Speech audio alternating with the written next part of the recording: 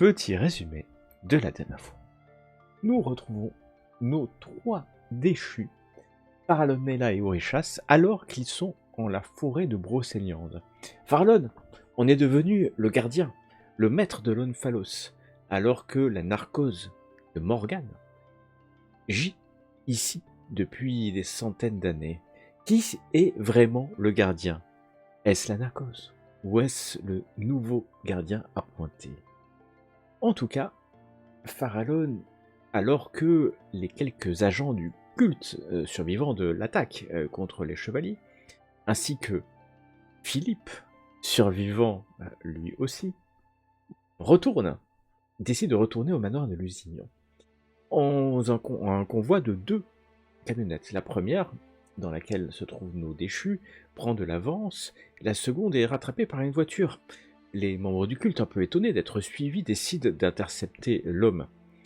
Il s'avère qu'en écoutant ce qu'il se passe par des voix magiques, les déchus vont se rendre compte que l'homme qui était derrière le convoi, parce que suivre n'est peut-être pas le terme, n'est autre que Jean Daguerre, un écrivain qui a quelques mois de ça a sorti un ouvrage occulte, mais qui est décédé officiellement, noyé à Pornic.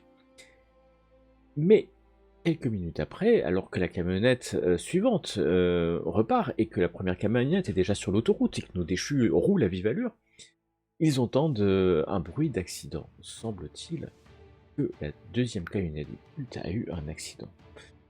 On n'en entendra peut-être plus jamais parler. Ceci dit, ils retournent au manoir de Lusignan, là où tout s'accélère un peu, car ils le savent depuis quelque temps, enfin maintenant plusieurs semaines, ils sont en Bretagne, les forces du culte sont en train de se refaire. Et Mélusine, Dahu, Morgane non, puisque Morgane est toujours narcosée, ont recruté de plus en plus d'hommes, de personnes qu'elles nomment héros du culte humain, tatoués, investis d'un certain pouvoir, d'une certaine initiation, mais surtout des gens fanatiques à Mélusine et aux valeurs réactionnaires du culte. Et leur échange avec Mélusine est clair. Il faut finir le travail commencé. Le réenchantement de la Bretagne ne tient plus à grand chose, car il y a déjà l'Onphalos de Lune, Arcarnac, qui a été réveillé. Il y a l'Onphalos d'eau, dans la baie de Douarnenez, qui a été réveillé, dont la maîtresse n'est autre que Dahu. Il y a l'Onphalos terre, qui a été réveillé.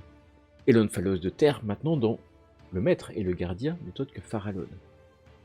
Et nos aventuriers, nos déchus savent où il faut aller maintenant. L'Onphalos de feu ne peut être que là, que loin, ou pas loin, plutôt loin d'ici, mais pas loin de l'Onphalos d'air, l'endroit de la centrale nucléaire qui n'a jamais vraiment fonctionné, de Brennis.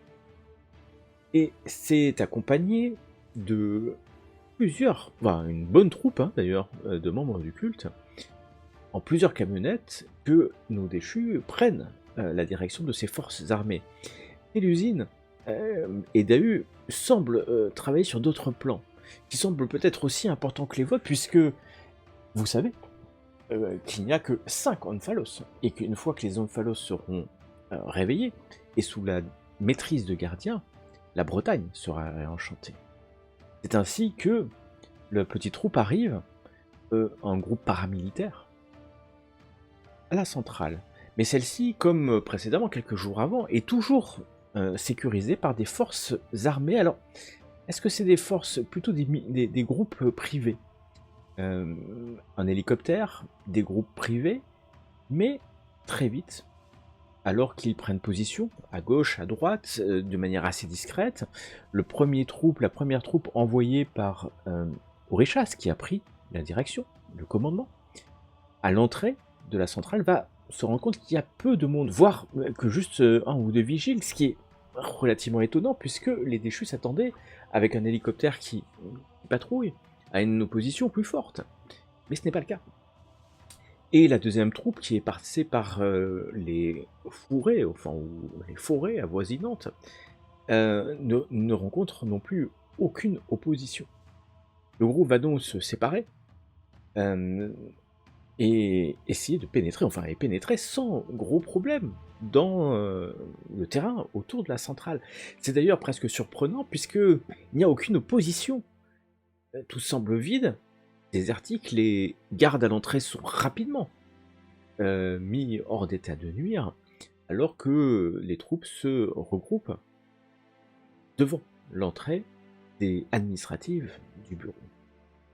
Mais Orechas a décidé de passer par un autre chemin, et, utilisant sa magie, va pénétrer dans la centrale en passant sous terre, alors que Neyla et Farallon décident, eux, de prendre un peu de recul sur la situation, afin de pouvoir guider les soldats, et se dirigent plutôt au nord, là où il y a un barrage qui retient les étangs, les marais de Brennilis, et qui alimente une rivière, enfin qui devait à l'époque refroidir la centrale, une centrale qui n'a jamais fonctionné, ou qui a fonctionné très très peu de temps.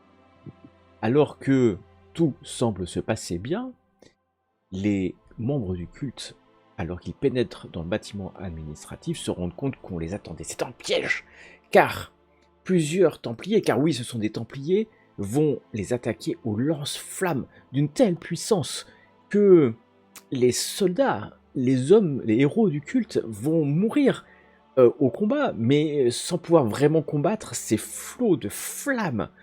C'est quasiment du napalm qui s'abat sur les héros du culte. La température commence à monter. Pendant ce temps, Orechas a décidé et arrivé à rentrer dans la centrale. Mais il arrive dans la centrale, dans le cœur, alors dans la salle où devait se trouver le cœur du réacteur, qui n'a jamais fonctionné, en tout cas qui depuis des dizaines et des dizaines d'années ne fonctionne pas. Et là, il va découvrir un Athanor. Oui, le cœur de la centrale de Brennilis n'est autre qu'un gigantesque Athanor, atelier d'alchimistes, mais gigantesque, et canalisant certainement une énergie. Pour en savoir plus, peut-être, Orechas va se rendre compte qu'on l'observe, et voir des formes par la porte vitrée, un peu plus loin, on l'observe, mais il décide de faire ce qui doit être fait, de détruire cet Athanor. Et c'est comme ça que l'énergie du feu de l'Athanor va être libérée. Et tout s'accélère, alors que à l'extérieur ça brûle au lance-flammes, mais que les Templiers vont reculer quand même, vu le nombre de héros du culte. La centrale commence à chauffer, tout commence à chauffer. Et le goudron à l'extérieur commence à brûler aussi, mais ce n'est pas le lance-flammes. C'est ce qui est en train de se passer. D'ailleurs, Orechas ne peut voir que le visage affolé du directeur de la prison derrière la vitre de verre quand il se rend compte que Orechas vient de déclencher un phénomène incontrôlable, et d'ailleurs le simulacre d'Orechas est en train de commencer à se consumer par l'énergie nucléaire ou du feu, enfin qui sait. Et c'est à ce moment-là où nos héros, nos déchus au nord, essayent de brisent le mur, parce que c'est un mur plus qu'un barrage, espérant que l'eau s'écoule, et l'eau commence à s'écouler, mais tout commence à brûler, à se consumer, et c'est comme une énorme rayon, un concentrique, un cercle de feu qui s'éloigne. Les héros du culte hurlent de douleur, car oui, ils périssent. Les quelques héros qui sont là, à côté de Neyla et de Farallon, sautent dans l'eau du marécage, espérant échapper, mais c'est en vain, car oui, même l'eau commence à chauffer, l'eau commence à bouillir. Neyla, Farallon nagent dans l'eau, essaient de s'enfoncer jusqu'à ce qu'ils soient happés à un endroit où l'eau est un peu plus fraîche, peut-être qu'ils s'enfoncent dans l'eau pour arriver dans un endroit où l'eau est chaude. Farallon est en train de dépérir, de mourir, tandis qu'Orechas a décidé de rentrer dans le sol, mais il est happé par l'énergie magique qui est maintenant réaspirée dans le sol. Il est happé, son pentacle est happé, et alors que Neyla est la seule peut-être encore capable de réfléchir, de voir dans cette eau que Farallon vient peut-être de succomber à son malaise, elle vient de rentrer dans une pièce. Et elle voit les regards devant elle. Et là, tu vois Oui. donc ces visages devant toi. Et ce que tu vois, ces regards ne sont autres que des statues. Hmm. Des statues antiques, des statues grecques ou romaines, tu ne sais. Et tu rentres dans la pièce, il n'y a plus d'eau. Tu es encore, sointante d'eau des marécages. Tu tires Farallon, vous vous retrouvez tous les deux. Farallon sous toi à genoux. Farallon, tu reprends de la respiration, mais tu sens, et vous sentez, une énergie. C'est une énergie de plus en plus puissante, devrais-je dire, qui est devant vous. Vous savez pas trop, quelque chose de blanc, mais bon, c'est pas blanc d'ailleurs, c'est plutôt même rouge puisque c'est du feu. Et vous voyez devant vous du feu dans une cuve, et cette énergie de feu est attirée. Au moment où vous vous redressez devant ces statues qui regardent, vous voyez, ce sont des prêtresses en fait. Ce sont des prêtresses qui sont stylisées en statues, des prêtresses celtes peut-être, stylisées en statues. Orishas, toi tu étais quasiment dans les vapes, tu te faisais attirer. Vous sentez intuitivement un pentacle rentrer, Nayla et Farallon, et vous voyez le simulacre d'Orishas réapparaître du plafond. Et il tombe au sol, il roule. Orishas, tu es réveillé par cette douleur. Et vous voyez devant vous, Nayla, Farallon, vous voyez Orishas, enfin son corps en tout cas, recouvert de cloques qui sont en train de Enfin, ça commence à être... C'est horrible. Mais le pentacle d'Orishas est là. Orishas, tu reprends d'un coup, en fait, contenance. Attiré par... Et tu sens bien que tout le feu, l'énergie du feu, arrive ici. Arrive dans cette pièce qui est gigantesque. Alors, j'aurais dû vous la décrire. La vasque est bien plus grande que vous. La vasque elle-même doit faire plusieurs mètres de diamètre, peut-être 3-4 mètres de diamètre, et peut-être à 5 mètres de haut. Et les statues sont gigantesques. C'est titanesque. Alors, c'est titanesque. Vous pouvez bien entendu monter, mais vous voyez, et Orishas, tu vois aussi, toute l'énergie du feu qui est en train de se concentrer. Je sais pas si vous voyez là devant vous, dans cette vasque, une espèce d'énergie qui commence à se regrouper comme ça, et peut-être ça s'amplifie un peu, à se concentrer. C'est des champs magiques de feu, c'est clair. Et vous voyez ces statues autour de vous, c'est le silence en fait, il n'y a pas de bruit. Il n'y a aucun bruit. Il n'y a que vous, sous terre, hein, parce que vous êtes sous terre, vous avez descendu, protégé par les marécages. Orishas, tu sens bien que ton simulacre... La première chose que je vais faire, dès que je reprends un peu conscience, c'est d'essayer d'invoquer, de faire appel à ma magie de régénération. Bien sûr. Pour essayer de sauver ce qui peut être sauvé, ou du moins de le faire durer. C'est une magie de terre, si je m'abuse. Oui.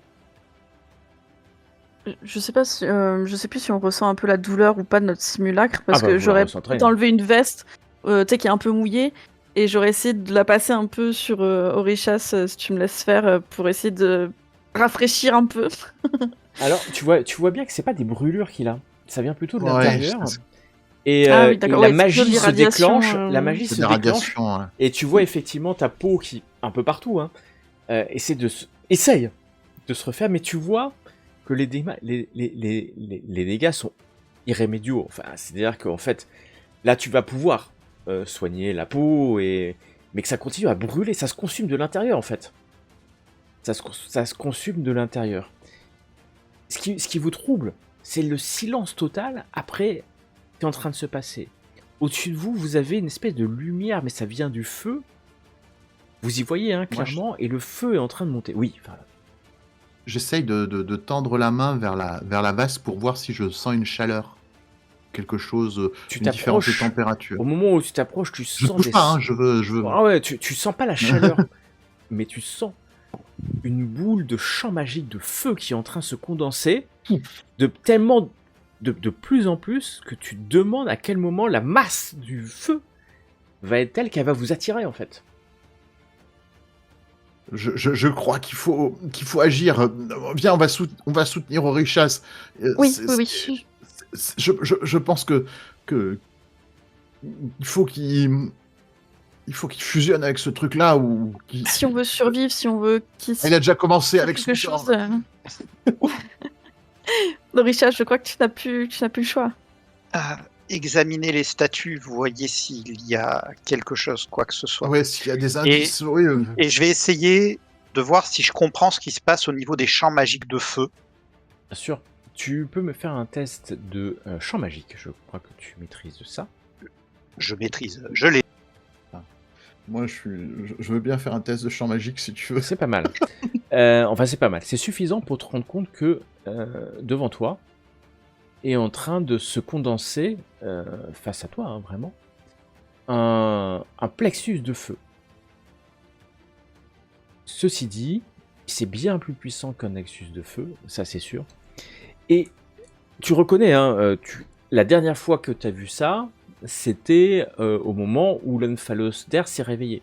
Au moment où en fait les champs magiques d'air c'était tellement condensé que ça a réveillé l'Omphalos. Tu sens bien que les champs magiques sont soutenus en fait par l'eau, en fait par la masse de l'eau, et aussi que quelque chose pompait cette énergie en fait. Et tu comprends que la Tanor a été mis, et c'est assez récent, hein, puisque cette salle date de centaines d'années, c'est sûr.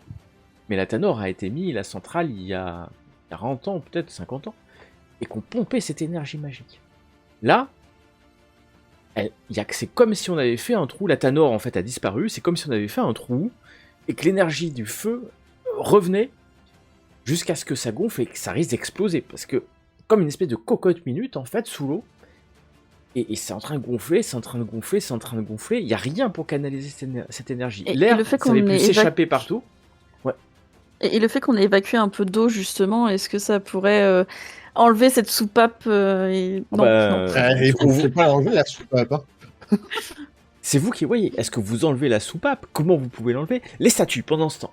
Farlan, là, vous voyez des statues qui entourent. Alors là, sur l'image, vous voyez pas, mais tout autour, en fait, hein, il y a des statues. Et vous voyez parfaitement hein, la porte par laquelle vous êtes rentré. Et si vous la regardez, vous voyez que juste derrière la porte, c'est l'eau. Hein. Il y a les champs magiques de feu font que l'eau ne rentre pas ici.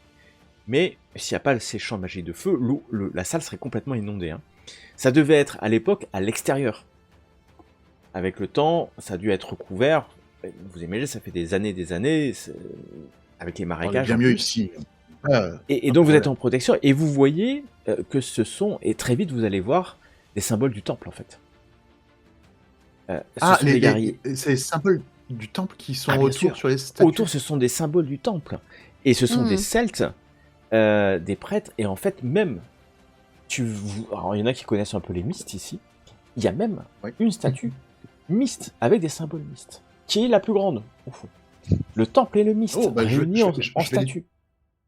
Je vais l'étudier de plus près, celle avec les symboles mystes, m'y connaissant beaucoup mieux qu'en Templier, pour voir si je décèle quelque chose. Quoi. Bah, tu vas très vite déceler qu'on est ici sur un fleuve myste, une rivière même, devrais-je dire, puisque c'est le nom, lié à Isis, et donc c'est quelque chose qui est lié à la protection en fait de l'humanité, et qui est les mystes qui sont sur ce fleuve-là, passent leur vie à étudier les moyens de résister aux manipulations mentales des Néphilim. On peut pas leur en vouloir. Ouais.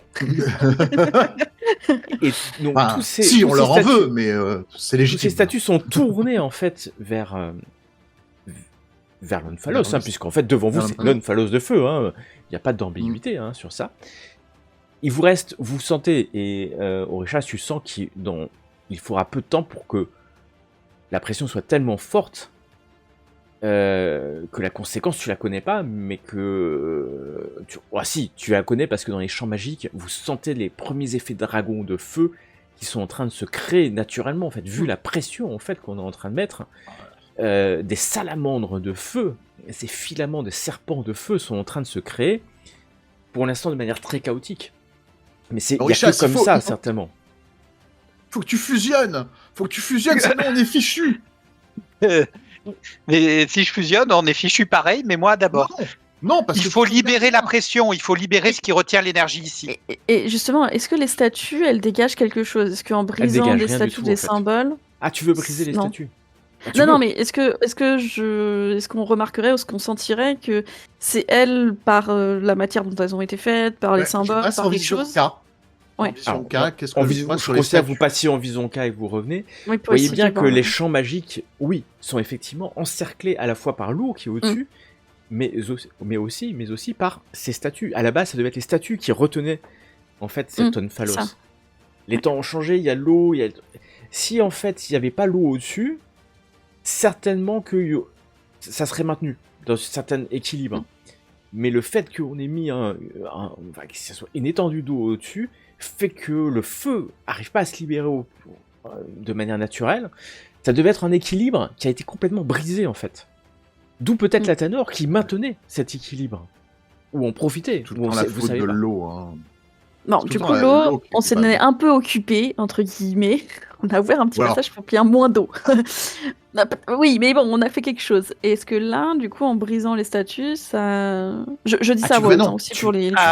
Alors, simple, si vous me le partagez, je vais essayer de puiser dans l'énergie de feu qui est présente. De toute manière, tout ce que je peux pomper nous fera gagner une microseconde pour invoquer le plus puissant glaive de feu que je puisse faire. Alors, le glaive de feu, tout de suite, apparaît dans ta main. Mais tu le savais de toute façon. T'as même pas besoin d'invoquer la magie en fait. Je vais faire armure et glaive. Et ton armure, en fait, tu te recouvres de feu, mais bien plus puissant que t'as jamais vu. D'ailleurs, ça vient jusque dans tes bras, l'armure. Jusqu'à une espèce d'armure complète. Un casque, un homme. Ton épée, tu la sens extrêmement puissante. Ça utilise de l'énergie. Mais c'est tellement peu d'énergie par rapport à tout ce qu'il y a que, en fait, il te faudrait un sort de grand secret, peut-être, pour consumer une partie de cette énergie. Voilà. Et je vais tenter de détruire ces statues et ces symboles impies avec le glaive. Et tu t'approches d'une des statues. Alors, les statues sont gigantesques, hein, mais bam, tu tapes sur la jambe d'une. Tu sens que, vu la puissance magique, au bout de quelques coups, la jambe se brise. Et la statue commence à s'affaisser pour venir se briser en 1000 morceaux. Et alors là, les champs magiques je vais me positionner à l'opposé.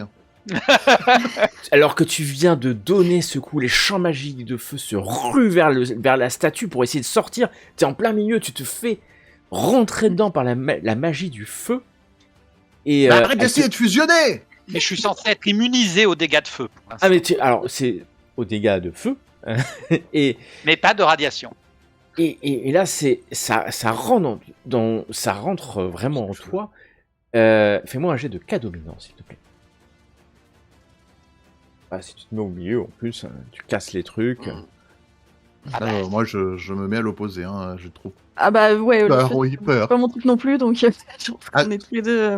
Oh est-ce que c'est bon, ça? Ah non. Ah non. La magie te dépasse, Oréchas. La magie te dépasse, en fait, t'es complètement submergé par Je dis pas que c'est négatif, hein. T'es complètement submergé par la magie du feu. Vous le voyez, les autres, vous voyez son corps, en fait, la peau de son simulacre, qui était déjà noire, est en train de se disloquer, hein. La peau se disloque. Il faut... Tu ne sens pas la douleur. Oréchas, tu ne sens pas la douleur de ton simulacre, car tu es plein d'énergie de feu. Et il n'y a plus de corps. Le corps a été dissous. Mais vraiment, en quelques instants, le corps a été dissous, mais vous voyez le pentacle d'Oréchas. Il se gonfle, tu te gonfles, Oréchas, tu te gaves de cette énergie, en fait. Jusqu'à en prendre... Alors, ton pentacle, la taille de ton pentacle, c'est pas une question de taille, ouais, mais en tout cas... tu vois la partie de feu, vous voyez sa partie de feu se grossir, mais ça le déforme complètement ton pentacle.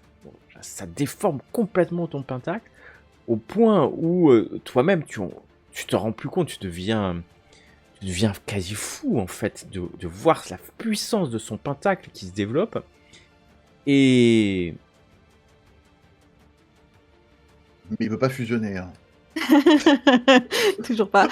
Surtout pas. J'ai pas de enfin, de toute manière, j'ai fusionné de fait. Là, voilà, là t'as fusionné. Vous voyez donc l'énergie commencer à se canaliser parce qu'en fait ça rentre, c'est le pentacle. C'est le pentacle. Ok. La dernière fois que vous aviez vu ça, c'était quand vous étiez rentré dans l'Akasha 10 et qu'il y avait un Néphilim qui luttait contre le Kraken. Depuis... Qui avait atteint l'ascension. Lagartha. Voilà. Lagartha, ouais. Et il luttait contre le Kraken de toute son énergie. C'est exactement la même chose. Vous avez l'impression en fait qu'Orichas est en train de lutter en fait contre un espèce d'effet dragon monstrueux qui est en train de se créer en utilisant toute sa puissance magique et son pentacle.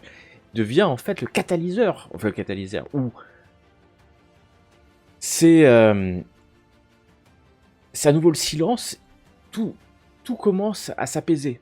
Les champs de feu. Donc tu n'as plus de corps matériel, hein, Orichas, pour l'instant. Tu n'es plus qu'un pentacle. Tout commence à s'apaiser. Ok, c'est ce que j'ai demandé. Est-ce que nous, on ressent du malaise vis-à-vis de la chaleur ou pas? À canaliser, si je peux, à travers moi pour guider les champs et faire baisser la pression pour les diriger vers le trou que j'ai créé. C'est tout ce que je peux essayer de faire pour protéger les autres de cette énergie. Tu es maître de ce qui est en train de se passer. Clairement maître de ce qui est en train de se passer. Et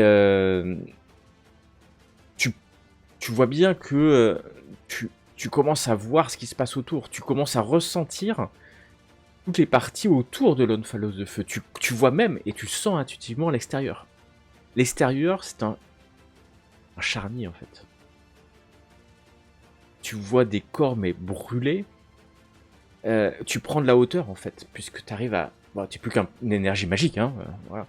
Et pourtant c'est la nuit, c'est sombre. Tu prends de la hauteur et tu vois l'Omphalos d'air, tu le sens, venir des cieux, l'Omphalos de feu. Tu vois le village de Brennilis au loin, n'est plus que cendre. Tu vois que les marécages sont asséchés. Et un peu plus loin, tu sens une forme. Orichas, tu sens plus qu'une forme, puisque pas loin de l'Omphalos d'air, quelqu'un te regarde. D'un coup, tu es devant lui. Tu n'es plus que pentacle magique. Merci, mon ami. Blanc-coup. Il est en train de se gaver des cas soleil. Des gens qui sont morts autour, en fait. Tu vois sa puissance, tu le sens intuitivement. Il est en train de se gaver de la mort, en fait, de tous ces hommes et de femmes. N'oubliez pas, c'est un sélénime. S'il pouvait sourire, il sourirait. Ce n'est pas le cas. Il sourit en permanence, donc tout va bien. Merci, mon ami. La parole a été tenue. Ils sont morts. Et je suis libre, maintenant. J'en suis heureux, mon frère.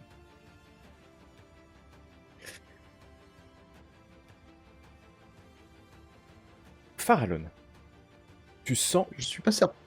L'Omphalos de terre, ça bouge en toi. Tu sens qu'il se passe quelque chose. Orichas, tu sens ce qui se passe. Tu es le gardien de l'Omphalos de feu. Par défaut, tu es là. Il n'y a que toi, Neyla, qui est au milieu. Tu te dis, mais qu'est-ce qui est en train de se passer? Qu'est-ce qui est en train de se passer? Chose, comme un rituel, je sais pas, il se passe quelque chose à Broceliande en même temps. Farallon, tu sens l'Omphalos qui se révèle, en fait. Il se réveille. Il se révèle. Toute la puissance de l'Omphalos de terre, la puissance de l'Omphalos d'air, la puissance du feu, de la lune, de l'eau.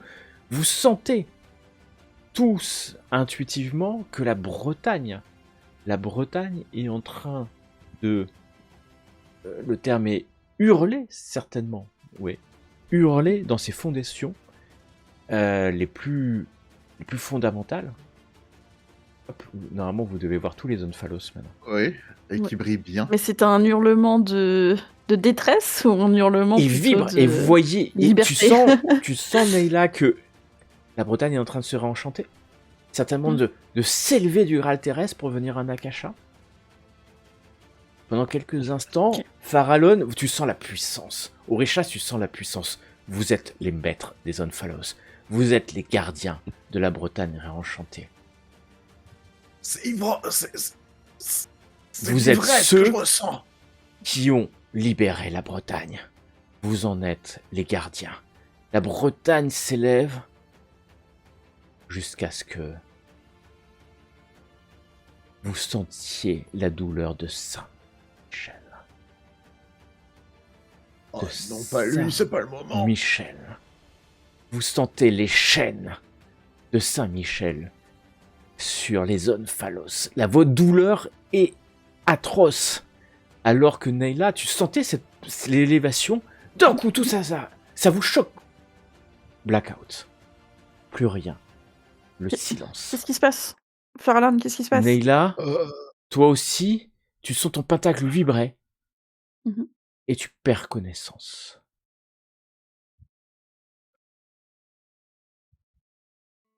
Nous nous retrouvons. Vous vous réveillez. Nayla, tu es toujours dans cette salle. Farallon est à tes côtés. Vous ne sentez plus rien. Il y a ces petites boules de feu, mais qui n'est résiduelle. Vous cherchez Oréchas autour de vous. Il n'est plus là. Oréchas, tu te réveilles. Quand tu rentres dans ce corps, la première chose que tu sens, c'est la résistance. La personne dans laquelle tu rentres sait exactement ce qui est en train de se passer. Tu le sens, elle le sait, elle résiste, tu écrases son esprit, elle se... D'ailleurs, tu sens un instant qu'il prend qu'est-ce qu'il peut avoir dans la main? Il prend un couteau et il essaye de se trancher la gorge. Tu l'empêches, hein, puisque tu as pris possession de son corps. Tu es dans le corps. Tu es dans le corps d'un homme qui s'appelle Daniel Guy. Un nom totalement basique.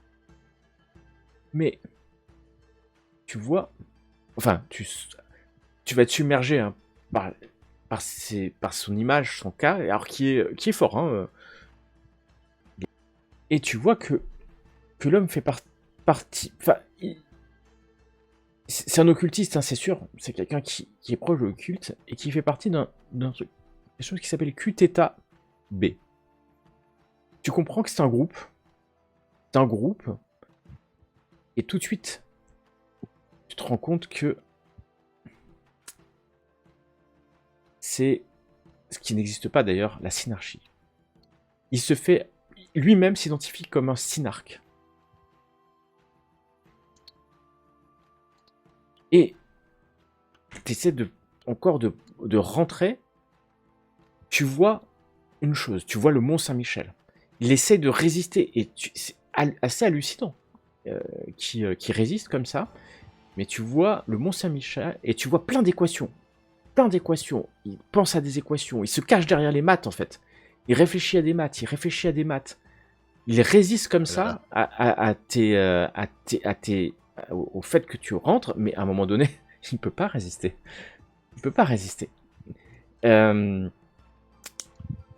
Et je t'en dirai un peu plus parce qu'il te faut un peu de temps pour arriver à voir plus. Non mais c'est bon, il est immunisé à... Il est immunisé à Oréchas, hein. Il pense mathématiques, Oréchas. il a compris qui ça pouvait être. Le corps dans lequel tu es est un homme d'une 50aine d'années. Et tu vas te réveiller, donc de fait, tu vas te réveiller avec une paire de jumelles. Et t'es sur un mont, alors les monts d'Arrée, il y a plusieurs monts, et il est en voiture, une espèce de 4x4, hein, et l'homme a des jumelles, et tu voyais qu'il était certainement en train de regarder ce qui s'est passé à Brennilis. Et c'est pour ça que quand tu l'as vu et que tu as senti ce casse-soleil, l'homme est isolé, hein. Il n'y a personne d'autre autour de lui, et tu vois qu'il a une espèce d'ordinateur, et il était certainement en train de prendre des notes. T'as accès à son ordinateur, bien sûr. Et il a un téléphone, et voilà, enfin, c'est un être humain. Classique, quoique. pas si classique que ça. Voilà. Pour toi, pour le moment, Orechas, il vient de se réincarner. Parallon Neyla, vous réveillez. Vous pouvez arriver à ressortir, en fait, si vous... Il n'y a plus d'eau du tout Alors, non, quand vous voyez en fait ce que vous allez voir, par où vous étiez rentré, il y avait de l'eau. Il y a toujours un fond d'eau. On est toujours dans la pièce, alors. On est toujours dans la pièce. Oui, on est toujours dans la pièce, ouais. Mais l'eau a... En fait, oui, il faudra faire un peu d'eau parce que tout n'a pas disparu. Manger un peu. Mais vous voyez bien qu'il faut monter d'un mètre et puis vous pouvez sortir. Mais là, l'archange... Qu'est-ce qui s'est passé L'archange de Zakai... Il est réveillé. Je l'ai presque senti comme s'il était là. Comme si les chaînes retenaient les hommes phallos. Il a un rôle encore plus important qu'on pensait. Oui, j'ai senti la brutaine s'élever et d'un coup, plus rien, c'est lui à cause de lui. C'est comme s'il nous broyait. Comme des chaînes qui nous broyaient. Je n'ai pas senti la disparition d'Orechas, mais je ne le vois plus ici. Il est où? De toute façon, son corps avait été... Enfin, le corps de son simulacre avait été désintégré. Avec de la chance, il s'est réfugié dans un autre corps plus loin. Allez, de toute façon, faut qu'on sorte d'ici, nous, maintenant. Et je commence à t'aider à te relever, tu sais. On va se noyer si on sort d'ici. Non, t'inquiète pas. Je vais utiliser ma magie, un peu mon souffle, et comme ça, je te donnerai un peu d'air si besoin. Merci. Voilà, pour s'éloigner un peu en nageant. T'inquiète pas. Oh, ma barbe a brûlé, c'est... Oh. C'est vrai que que ton simulacre ressemble plus à grand-chose. Derigo l'adorait tellement, cette barbe. Bon, allez, remontons. On y va. J'ai hâte de voir ce qu'a choisi Orechas comme marionnette. Vous allez remonter, et... Alors, il fait jour, hein. Il fait jour, et dès que vous remontez, vous entendez au loin des sirènes. Des sirènes de secours, en fait, certainement. Et vous étiez un peu plus loin de la centrale, vous étiez assez loin de la centrale, déjà, vous étiez remonté. Et vous voyez que les marais sont quasi secs, en fait, quasi secs. Vous jetez un coup d'œil, vous voyez au loin, il y a le barrage, vous voyez des hélicoptères. Cette fois-ci, c'est l'armée, la vraie. Et, enfin, la vraie, on s'entend. Et vous entendez des secours. Vous voyez des gens en blanc, avec des espèces de combinaisons au loin. Des combinaisons, des masques. C'est...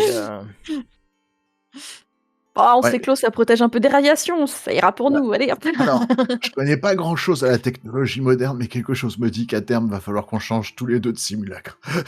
Oui, je pense aussi, mais bon, pour l'instant, allez. Donc je t'aide, et puis j'essaie quand même de faire un peu assez discret pour éviter qu'on attire trop l'intention aussi. Vu qu'on est suffisamment un peu loin, je me dis que ça devrait aller, mais je vais tout de suite essayer de nous mettre... ou de nous cacher par rapport à... Alors, se cacher... Alors, j'allais dire la végétation, mais il n'y a plus vraiment de végétation. Vous allez voir quand même quelque chose... alors, on est en pleine journée, mais... C'est lunaire ou quoi?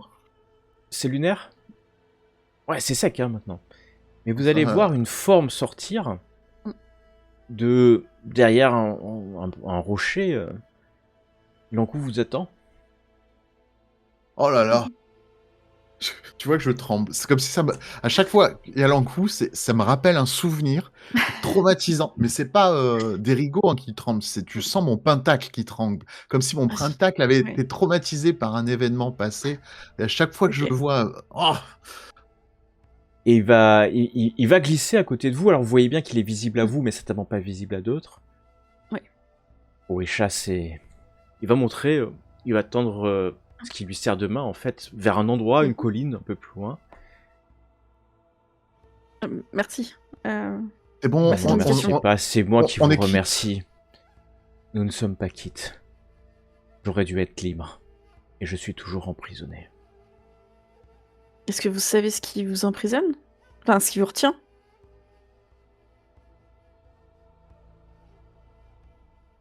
Une magie. Une puissance de cabale. Si puissante que même... Saint-Michel, peut-être. Saint-Michel aussi, peut-être. Aussi, peut-être. Venez avec moi. Il vous tend la main. Est-ce que vous touchez sa main? Oui. Ouais, Et je pense que comme je soutiens Farallon, bah en fait. Oh non Avec moi. Mais t'as senti que je tirais, mais tu sais que genre je reculais, quoi. Ah non. Et non. d'un coup, vous êtes sur un bâtiment. C'est l'enfer autour de vous. C'est ce que je craignais. Orishas, tu es à côté de ta voiture, tu essaies de lutter. Tu sens l'encou derrière toi. Mon frère, mon compagnon, viens. Il te saisit l'épaule. Orishas, alors tu essaies de maîtriser ce simulacre. Ah oui, là, faut que je l'écrase bien, très Tu fort. l'écrases, et c'est compliqué parce qu'il lutte. Et tu penses que si tu passes en ombre, ça va être très, très compliqué. Hein, quand même. Et tu sens la puissance de l'encou, et tu te retrouves bien, bien loin là. Alors, c'est une antiterre. Vous le savez. Est-ce que c'est son royaume? Est-ce que c'est une anti-Akasha? Vous êtes... Autour de vous, c'est une ancienne cité. C'est étrange. Ça vous fait penser parfois à Carthage pour certains. Oh non. Mais autour de vous, quand vous regardez... Alors, vous avez pris corps dans vos simulacres actuels, entre guillemets. Un écho de vos simulacres. Si c'est vos simulacres. Et vous retrouvez... Farallon, Neyla, vous retrouvez avec quelqu'un qui est habillé presque très détendu en fait, presque trop pour un... Mais vous le reconnaissez. C'est bien sûr personne d'autre que Orishas dans son nouveau corps. Il est là. On le regarde. Et vous Ah oui, je grince des dents. Ah, il grince des Mais dents. ici, ça doit être plus facile. Alors, vous savez pas, parce que vous êtes extrêmement mal à l'aise, vous sentez la lune noire. C'est quelque chose qui est... C'est pas comme l'oricalque, hein. Mais c'est maudit, parce que la lune noire, ça peut vous contaminer. Ça peut contaminer votre K-élément de lune, et irrémédiablement vous transformer. Bref, vous la sentez, autour de vous, il y a des gens, mais ils semblent vivre leur vie sans vous regarder, mais vous ne pouvez que voir l'ombre, la silhouette d'un héros du culte, qui était peut-être quelques heures, quelques jours, vous savez pas combien de temps vous êtes resté dans cet état-là, avec vous dans l'attaque, mais en fait il passe, comme s'il ne vous reconnaissait pas. L'image, la bonne image, c'est imaginez que vous êtes au purgatoire, dans l'enfer de Dante, et qu'on a des âmes mortes qui sont là, qui passent et qui repassent, sans vraiment de but. Et au-dessus de vous, il y a cette lumière rouge sanguine, et vous voyez l'encou qui n'est plus l'encou. Vous rappelez l'homme, le Sélénim que vous avez rencontré... Oh, ah oui. Le Sélénim que vous avez rencontré en Bretagne. Il y a bien longtemps, c'est lui. C'est sa forme. C'est sa forme, c'est certainement le dernier simulacre qu'il avait, avant qu'il devienne l'encou, parce que l'encou, c'est l'imago. Et donc son imago, c'est un peu dissipé ici, puisque ici il est dans son royaume. C'est lui qui le forge. J'ai pu enfin y revenir. J'y suis, et d'ici, je conquérerai la Bretagne.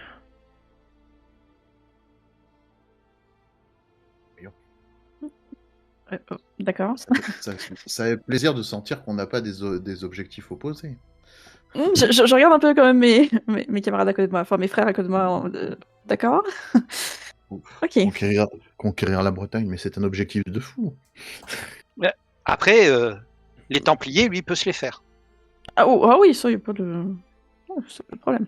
Les promesses passées sont dissipées par les actes présents que vous avez pu Vous avez perturbé un équilibre qui date de la fin du règne d'Arthur Pendragon. Vous l'avez perturbé. Et enfin, ma promesse a pu être levée. Je suis libre d'arpenter à nouveau les terres de Bretagne et de me repaître de ces humains dont le seul but est d'assouvir ma faim et ma soif de cas. Pour ça, tout va bien. La mort va à nouveau épancher sa soif de douleur, de cris. Oui. Est-ce qu'on peut rentrer à la maison?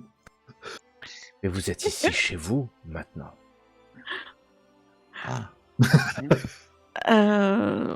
Oui, Il faut retrouver le sort de Cabal et le briser. Oui, tout à fait. La Bretagne n'est pas encore totalement réenchantée. Nous avons notre propre mission, notre propre... J'ai senti cela au moment où tout se brisait. Il y a une puissance de Cabal qui s'est abattue sur la Bretagne. Et d'un simple claquement de pied, une force a renvoyé la Bretagne dans le Graal terrestre. Oui, c'était Saint-Michel. Ah, oui. Le prince de Zakai. Alors là, il te regarde. On comprend mieux.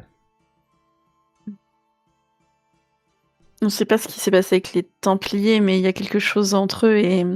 Ah oui, il y a eu un pacte et plusieurs des Omphalos ont été bloqués par Saint-Michel. Il y a eu un pacte et nous ne savons pas en quoi consistent exactement les enjeux de ce pacte. C'est ça, oui. Mais le pacte, le pacte, il y a un pacte actuellement entre qui et qui? Entre Saint-Michel et les Templiers. Et les Templiers. Ouais. C'est ce qui s'est passé. C'est ce qu'on en a déduit. Il y a... Oui, tout à fait. Sur lesquels, directement, nous sommes opposés à lui pour les libérer. La phase d'air, il me semble à la limite légitime. Il y avait le premier, non pas le premier, le deuxième. Donc à un moment donné, on était descendu dans la Lune. C'est la Lune. C'était à côté de la Lune. La Lune et l'air. C'est les deux Omphalos où on a vu des traces. Il y en a peut-être chez les autres qu'on n'a pas vu, hein. Mais en tout cas sur ces deux Omphalos, bon, sur l'air ça m'a pas choqué étant donné la nature en fait de l'Omphalos, ça m'a pas trop choqué. Mais sur la Lune, j'avais un petit peu tiqué déjà. Mais là, du coup, c'était manifesté. Et c'est lui qui gardait la clé. Saint-Michel. Non, c'était pas pour l'Omphalos, c'était la clé. Il avait la clé et on. Saint-Michel est donc la clé. Mais peut-être ce que nous devrions faire, c'est que si la clé est dans le passé, me semble peut-être bon que nous partagions ce que vous avez vécu, car après tout est de votre faute. Et vous êtes chez moi. Vous vous retrouvez tout à fait. Il y a bien longtemps. Modestement. Nous sommes chez Orichas, mais aussi chez Joséphée. Il y a ici plusieurs lieux. Il n'y a pas que cette porte. Car dans les terres lustrales, il y a différents lieux que vous connaissez maintenant, si ce n'est par cœur, plutôt bien. La table des géants, il y a le chemin merveilleux, la forêt de pierre, la grotte aux diamants, le chêne, le lac, l'île, enfin il y a beaucoup d'endroits, la prairie des fleurs de jade, enfin il y a quelques endroits ici que vous connaissez dans les terres lustrales. C'est un Akasha très lié à Zakai, puisqu'ici a commencé le chemin aventuré. Mais le temps a passé. Car, vous vous rappelez maintenant. Vous vous rappelez que ça fait maintenant 18 ans que vous êtes en charge de l'éducation d'un enfant au début, mais qui aujourd'hui est un peu plus qu'un enfant, car Neyla, alors que tu reviens d'une balade, peut-être dans les montagnes, au bout de la terre lustrale, tu entends un jeune homme qui s'entraîne avec Orishas t'appeler « Nayla, Nayla !» Ma mère. Et tu vois Galahad, qui vient de finir de s'entraîner avec Orishas. Et tu le vois courir vers toi. C'est un enfant encore, même s'il a 18 ans. Galahad. Je vais certainement pas laisser seul avec Orishas, hein, il va devenir trop chiant. Hein. C'est hors de question. Qu'est-ce que vous m'avez fait pour que j'accepte de l'entraîner? Galahad. Tout simplement. Oui, c'est clair, parce que je me souviens que sa maman, je ne vois pas pourquoi elle te le confie. Galahad. Je vois pas pourquoi je le prends. Avec vous. Ça fait 18 ans que vous en occupez. Car cet enfant n'est pas un simple enfant, c'est un Néphilim. C'est un Néphilim qui a grandi en même temps que le corps de l'humain dans lequel il est. Oui, c'est un Néphilim qui s'est créé en fait. C'est quelque chose qui est exceptionnel. C'est un Néphilim. Il y a 18 ans de ça, alors que l'invocation, la création, l'artefact de ce Néphilim a eu lieu, Orishas, tu étais au bas et un homme s'est approché de toi. Tu te rappelles de Lancelot du Lac, de la colère sur son visage, alors qu'il avait chevauché, loin, depuis loin à l'est, à la poursuite de son fils. Tu te rappelles surtout de la magie qui s'était abattue. Tout le monde se rappelle de la magie. Lancelot n'avait donné qu'un regard vers toi car il savait où il devait aller. Lancelot du Lac. Car Lancelot est allé. Voilà. Et d'ailleurs, tu tournes la tête, Orishas et Nayla, vous tournez la tête et vous voyez Farallon. Farallon est là. Il est si bien. Une pomme à la main en train de croquer dedans. Dans le corps de Lancelot du Lac. Depuis 18 ans.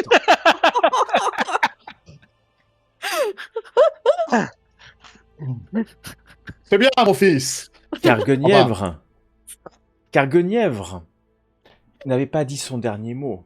Au moment où Lancelot est arrivé, voyant que c'était la fin de son rituel, si celui-ci se rendait compte de ce qu'elle avait fait à son fils,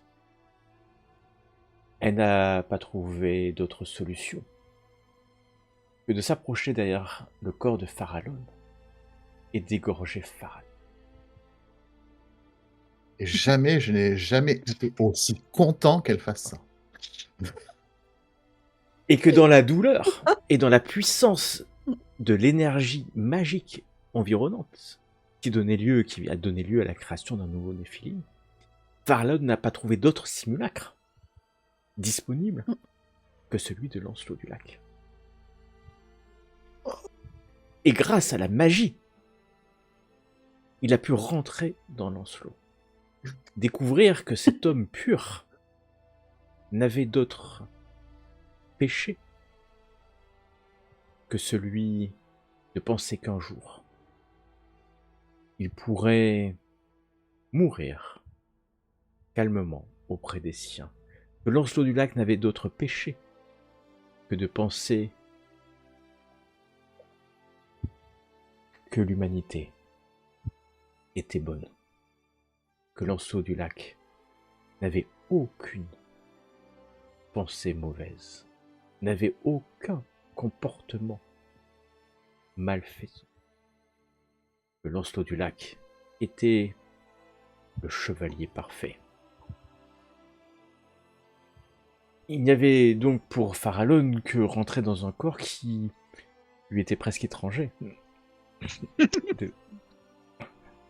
Mais en fait, je pense que Farallon, quand il a réalisé ce que Guenièvre faisait, a été pris presque d'une joie vorace, même à la limite malsaine, pour m'emparer de ce corps parfait au soleil brûlant et aveuglant. Mais une fois qu'il a réussi le miracle d'y arriver, passer la joie et l'euphorie, mon pentacle, mon mode de pensée a été souillé par peut-être cette pureté, cet amour de l'humanité qui... Maintenant, je me souviens, je comprends d'où vient cet amour de l'harmonie que je recherche. Peut-être que j'ai été teinté par cet humain. Si parfait, mais parfait peut-être par les talents martiaux, mais moralement parfait aussi pour les humains. Et certainement que son empreinte se sera posée quelque part au fond de mon simulacre. Et oui, parce que c'est un échange, c'est une interaction, c'est une symbiose, une osmose. Et surtout que tu n'as jamais pu complètement écraser l'esprit de Lancelot. Il a toujours été là, quelque part, luttant, mais acceptant son sort, puisque finalement, se rendant compte que il fallait t'occuper de son fils et que lui-même était devenu quelque chose, un pont entre les deux espèces, les deux races. Mais les années, comme pour les Néphilim, passent si vite, car Guenièvre est revenu. Oui, Guenièvre est revenu avec Lancelot, qu'il avait libéré avec une initiée d'Avalon et Oréchas aussi. La mission était claire pour Oréchas retrouver la licorne et la licorne. Et là, la licorne est celle qui protège. Les Terghast continuent à avancer. Vous rappeler cette maladie qui détruit au fur et à mesure un peu les terres lustrales sans vraiment... La mission était claire, Lancelot Farallon plutôt, éduquer Galahad, car vous savez, et vous le saviez depuis le début, le prix à payer pour avoir ce nouveau Néphilim a été immense, mais son destin est clair. Son destin est de trouver et de récupérer le Graal, dont Nayla connaît la position. A priori, oui. Enfin, en tout cas, a priori, oui. De ce que je me souviens. Et naturellement, le refuge de nos trois déchus a été l'endroit où Galahad s'est retrouvé, car Galahad n'existe pas pour le commun des mortels. Alors qu'à l'extérieur des terres lustrales, le temps passe et que l'épopée arthurienne avance, que le niveau technologique atteint un pic, que les paysans, forestiers, autres pêcheurs donnent à l'Empire, car c'est presque un empire maintenant arthurien, la richesse nécessaire à son expansion, que les Saxons ont été repoussés, ou d'ailleurs peut-être même intégrés dans la société arthurienne, alors que les Pictes, loin au nord, maintenant s'inclinent devant Arthur, et que même le roi Lot d'Orcanie, qui a été tué, enfin le Néphilim non, mais son corps oui, a laissé place à un jeune nouveau, un certain Mordred, qui a pris le trône d'Orcanie. 18 ans passés, retiré du monde, dans un seul but, enfin retiré du monde, encore une fois pour des Néphilim, 18 ans, c'est long, mais c'est pas long, c'est rien. Oui. Et qu'une certaine stabilité, en attente de quelque chose. Il y a eu des rumeurs. Il y a eu des rumeurs, peut-être parce que Guenièvre venait trop souvent avec Lancelot à l'extérieur du palais de Camelot pour rejoindre les terres lustrales. Il y a eu des rumeurs, et qui sait que le véritable amour de Guenièvre était bien dans les terres lustrales. Et d'ailleurs, nous pouvons imaginer que Nayla et Marie-Lorelai, Guenièvre, ont passé du temps. Oréchas, peut-être toujours boudant dans son coin, a finalement été quand même obligé de les accueillir dans les terres lustrales. Peut-être parce que tous les matins, la licorne vient, depuis qu'il est arrivé, depuis que cet enfant Galahad a 1 an, vient assister à son réveil. Et que la licorne vient tous les soirs le saluer avant que celui-ci s'endorme. Et que même, alors que Orishas a couru bien longtemps après cette licorne et qu'il n'a jamais pu la voir, elle accepte que Galahad monte sur son.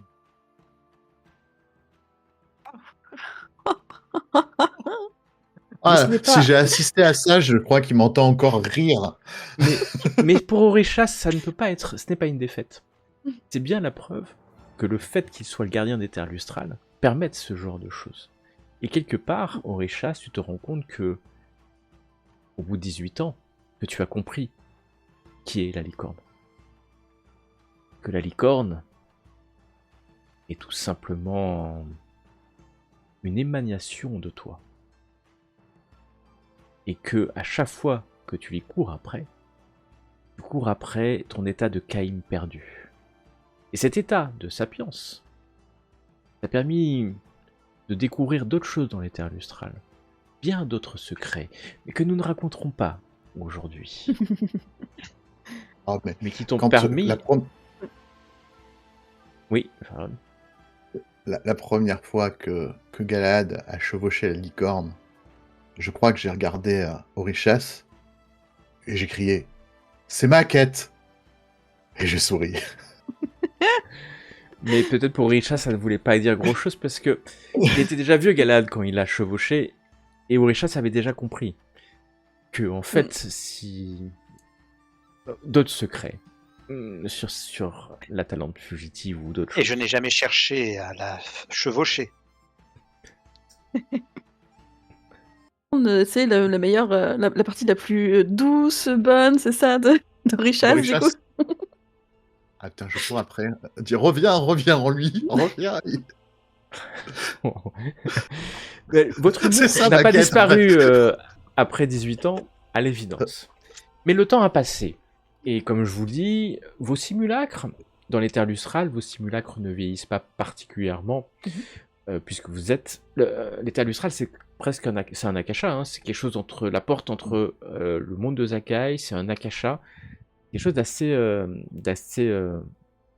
assez complexe, devrais-je dire. Et le temps a passé, mais à l'extérieur, le monde a avancé. Lancelot, qui est peut-être le seul à de temps en temps partir, alors bien que ça fait bien longtemps que tu as disparu, le Lancelot du lac qui relevait tous les combats à la quête du Graal a disparu de la cour de Camelot. Toi tu sais, certains des Philimes savent où vous êtes, et vous avez pris du recul par rapport au culte. Par rapport à la force, Merlin est revenu. Merlin a été revu plusieurs fois.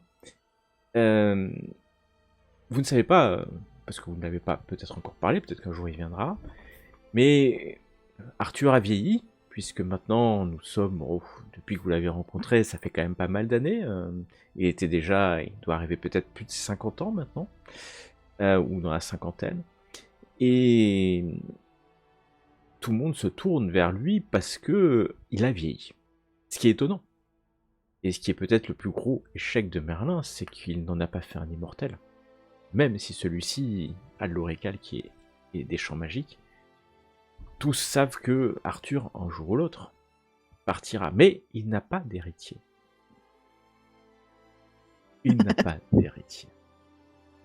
Et la quête du Graal, qui a été lancée il y a quelques années pour lutter contre les Terghast, n'a pas abouti. C'est donc une année qui commence encore, alors que vous entraînez Galahad, et que celui-ci sait exactement, puisque Guenièvre lui a parlé plusieurs fois.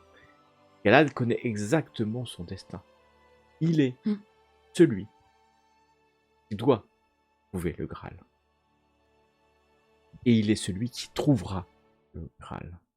Il en est tellement certain qu'il n'y a pas une seule journée où il demande à Orishas de le laisser partir, car il sait bien qu'Orishas maîtrise la porte du seuil. Parce que, moi, Galahad, je vais trouver le Graal. Il n'y a pas une journée où il demande à Neyla « Fais-moi passer par les royaumes de Cabal. Là-bas, je pourrai revenir.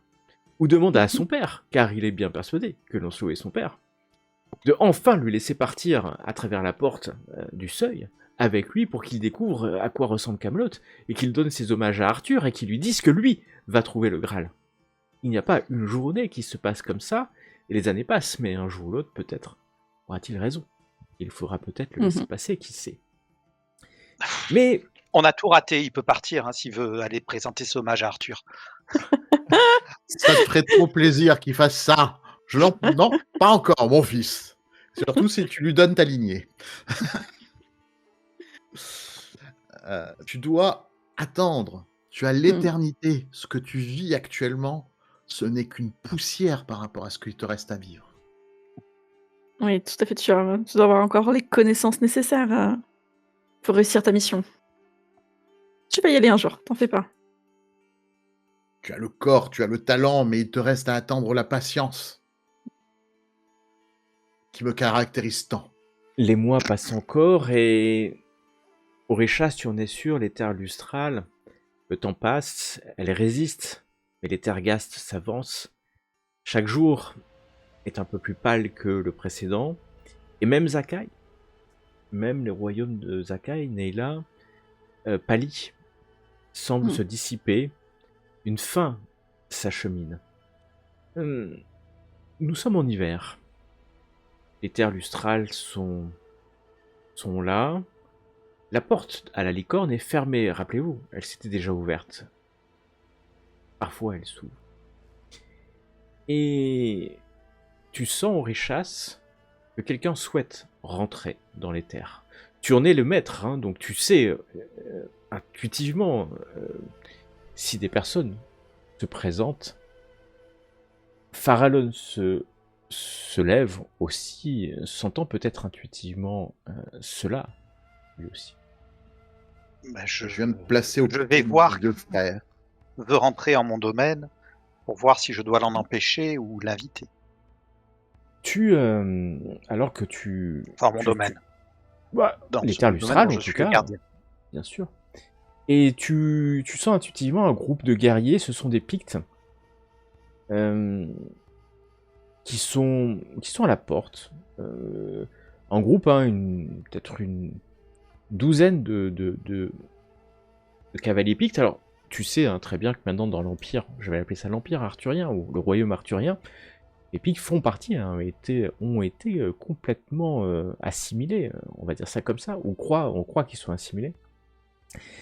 Et donc c'est un groupe de personnes qui est là.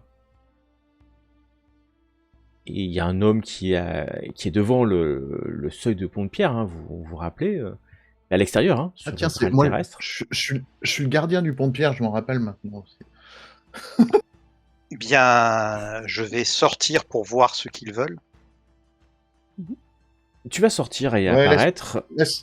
Laisse-moi t'accompagner. Il manquerait plus qu'il t'arrive un accident.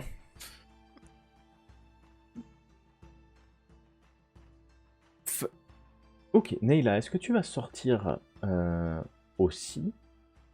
Ou est-ce que tu vas rester... J'allais dire que je resterai sur le seuil, en fait, un peu plus en arrière. De toute façon, du moment où vous passez sous le seuil, hein, vous voyez les deux mondes hein, se réunissent et tu vois parfaitement ce qui se passe. Et tu te rends compte, Neyla, à tes côtés, qu'il y a la licorne qui s'approche. Elle est là, la licorne. Elle te regarde avec ses yeux. Elle a peut-être jamais été aussi proche de toi. Elle te regarde et on va retrouver Farallon et Oréchas de l'autre côté, au seuil de pont de pierre, bien entendu. Que cherchez-vous en ces lieux, membres de l'ancien peuple? L'officier qui est devant toi s'incline. Et puis il va te parler en picte, hein, la langue... Ô respect à toi, grand et puissant guerrier, roi du Nord. Toi, qui as survécu à la bataille des 12 rois. Il a beaucoup de respect, tu vois ces tatouages, qui sont à peu près les mêmes que les tiens. C'est pas exactement les mêmes que les tiens, mais c'est la même Voilà. Ton corps n'a pas vraiment vieilli. Alors oui, il a pris quelques années, bien sûr. L'homme qui est devant toi est beaucoup plus jeune. Ça a l'air quand même d'être un bon guerrier, puisque malgré sa jeunesse, il porte des tatouages qui montrent qu'il a eu, pas forcément beaucoup de batailles, mais beaucoup d'épreuves martiales. Je suis envoyé par le roi d'Orcanie.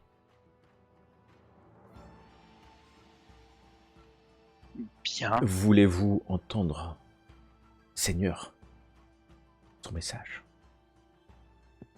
Je vous invite en mes terres et vous me porterez son message.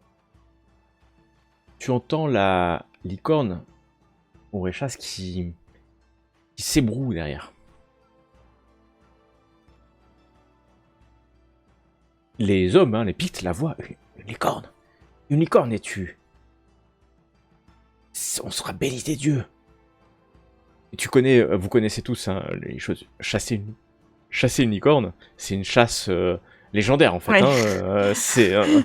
Voilà. Et d'ailleurs, vous pouvez voir dans les yeux de ces hommes le désir de pouvoir la chasser, même si vous savez une chose, c'est qu'ils vont pas ils ont peu de chance de la voir. Et la licorne s'ébroue, te regarde Neyla, et rentre, en fait traverse le pont de pierre, et rentre sur le Graal terrestre, passant juste devant, au nez de ces soldats pictes, qui ne savent pas trop, leur chef, leur intime, l'ordre de ne pas y aller. Ils voient disparaître dans la forêt de Stonebridge, puisque c'est le village de Stonebridge, la licorne. Ils sont tous fascinés, ils n'ont jamais vu de licorne, que ce soit bien clair. Et du coup, je m'avancerai aussi sur le pont, du coup. Oui, nous pouvons rentrer. Alors, ils savent pas trop quoi faire, parce qu'en plus, ils voient un pont, ils voient un truc, c'est pas le même monde, l'autre côté. Donc, imaginez bien que c'est pas des héros du culte, Je sais pas dit que c'était des héros du culte, c'est vraiment des Pictes avec des tatouages. Suivez-moi et j'ouvre le passage pour eux, car je les ai invités. Tu vois qu'ils ont peur, quand même. Et ils ne vont pas le montrer parce que c'est des Pictes et ils sont courageux. Mais d'ailleurs, il y en a un ou deux. Nous, on va rester. Et l'officier, oui, restez, parce qu'il voit bien que de toute façon. Ils vont se faire pipi dessus. Voilà. Et puis même lui, il est pas à l'aise. Il est pas à l'aise. Surtout que vous vous rappelez cette impression quand on passe dans les terres lustrales. On a l'impression de décalage, on se retrouve. Lancelot ou Farallon, devrais-je dire, les gens te regardent aussi. Et puis il y en a qui murmurent, tu entends le nom de Lancelot qui a murmuré, son visage est connu, son équipement aussi, son armure. Je souris en les regardant, je fais bon. Eh bien écoutez, je vous souhaite une bonne journée et portez-vous bien jusqu'au retour de votre chef. Tu retournes. Tu vois Farallon disparaître dans la forêt, la licorne. Et la porte, le seuil va se refermer derrière. Je m'inquiète pas plus que ça. Non, la licorne traverse les mondes sans trop de problèmes. C'est pas la première fois qu'elle traverse. D'ailleurs, elle était certainement allée. Si je commence à lui courir après, je sais que j'en verrai pas la fin. Donc. La première fois qu'on l'avait entrevue, c'était sur le Graal terrestre. Exactement, pas très loin de là en fait, dans les forêts, pas très loin, où il y a eu ce conclave. Oh, il y a bien nombre d'années, à vrai dire. L'officier, nous aurions pu rester à l'extérieur pour vous donner le message. Enfin, à l'intérieur, enfin chez nous. Voilà le message verbal. Par la présente, moi, Mordred, roi des Orcades et prince des royaumes du Nord, vous convie à vous rendre auprès de moi en ma demeure d'Orcanie, pour une affaire concernant notre Bretagne et son devenir, dans laquelle votre érudition et votre sagesse pourront être mises à contribution. Comme vous le devinez, cet entretien concernera votre participation dans la quête du Graal, sujet qui me tient particulièrement à cœur, comme la préservation de nos terres magiques, sous l'égide de notre bon et grand roi Arthur Pendragon. Vous imaginez Mordred Vous pouvez partir d'ici. Je ne vous retiens pas. Sais-tu, Picte, si Arthur Pendragon sera présent? Il se lève. Non, Arthur Pendragon n'est pas été invité. J'ai reçu l'ordre de me rendre à Stonebridge, puisqu'il y a ici euh, Lancelot, mais aussi on m'a parlé de quelqu'un qui s'appelle Orichas. Ah. Et C'est moi. d'une initiée d'Avalon. Et mon seigneur, enfin, alors c'est certainement pas Mordred en personne qui lui a donné la missive. Mais si vous ne souhaitez pas répondre, laissez-moi au moins finir sa mission, qui est vous donner tout le message, et après je partirai. Sache qu'en ce lieu, Arthur n'est pas roi. Et voilà. Alors au moment où tu dis ça, peut-être la première fois tu vois sourire. Et avec un sourire de connivence. T'imagines bien que même pour lui, les Pictes, c'est forcé en fait, forcément. Et ça le rassure presque. Et d'ailleurs les autres aussi, il n'est pas roi ici. Alors, ils y croient à moitié, parce qu'ils sont au milieu de la forêt de Camelot, quand même. En plein milieu de l'ogre, donc des terres... mais bon, la magie... D'ailleurs, peut-être qu'ils pensent que vous êtes des êtres fées, en fait. Mais on est des êtres fées. En fait, vous êtes des êtres fées. Exactement. Orichas, laisse ce pauvre homme finir sa missive. Il sait très bien qu'ici... C'est pas un pauvre homme. Tu es le maître. Non. Ce n'est pas une question d'être maître. Je suis peut-être le seul être ici, le seul roi qui n'a jamais plié le genou devant Arthur. C'est vrai. Peut-être besoin d'une petite trentaine d'années de plus, moi je dis. Alors le messager sait pas trop quoi dire parce que vous êtes en train de parler. Il sait pas s'il doit continuer. Comme s'il n'était pas là. Ouais, non, il a bien compris. Vous êtes pas. Vous parlez pas forcément en picte, donc ils comprennent pas forcément la langue que vous utilisez. Et puis il attend que vous fassiez un signe pour qu'il continue. Je lui fais signe de continuer. Il est un peu perdu dans le fil. Si vous subodorez, alors même lui, c'est pas sûr qu'il comprenne le mot, un piège, je ne puis que vous offrir ma parole en guise de certitude de mes louables intentions. Si d'aventure l'idée vous venait à l'esprit, je vous affirme avec fermeté mon indépendance vis-à-vis du culte du dragon. Bien qu'il est vrai que cette secte a jadis gouverné mon royaume par le biais de la femme qui me tient lieu de mère. Cependant, ne partageant ni leurs idées, ni leurs méthodes, il m'est apparu que ma contribution à l'œuvre de protection de la Bretagne serait nécessaire. Et sachant qu'il en est de même pour vous, j'en appelle à votre aide et à votre présence. Déclinez mon invitation si vous ne pouvez me faire confiance. Je comprendrai et vous pardonnerai votre méfiance. Acceptez, et nous débattrons ensemble du sort de notre royaume commun, celui de la Bretagne céleste. La troupe qui accompagne cette missive a reçu pour ordre, si vous le souhaitez, de vous escorter en toute sécurité jusqu'à mes terres. La troupe est à vos ordres.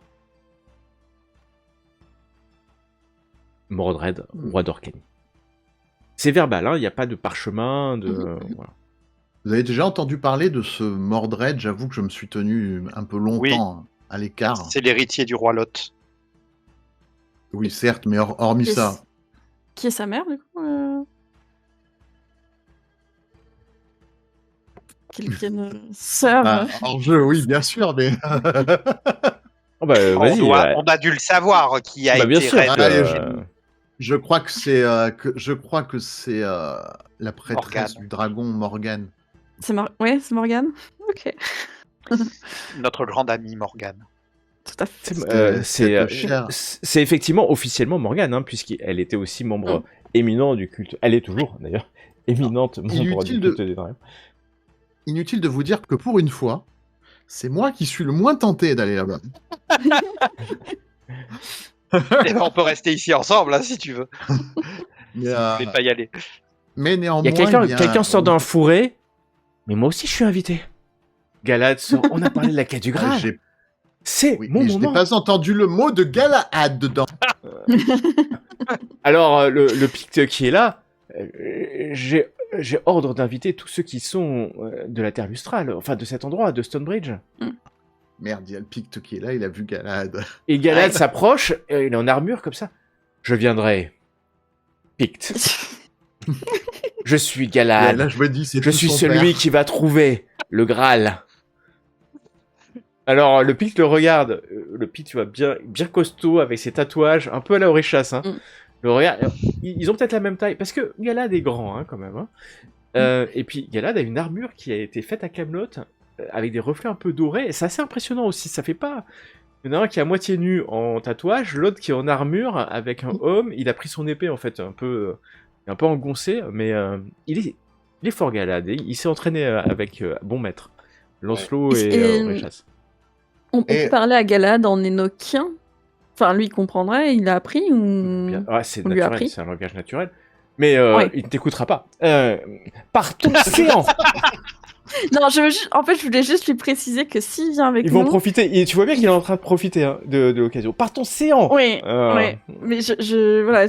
Une fois qu'il a fini sa petite tirade de je montre mes muscles, voilà, je lui dirais juste en énoquien, Galad, si tu viens, je dis bien si... Mais je veux bien. Il faut que tu évites de parler que c'est toi l'élu qui va trouver le Graal.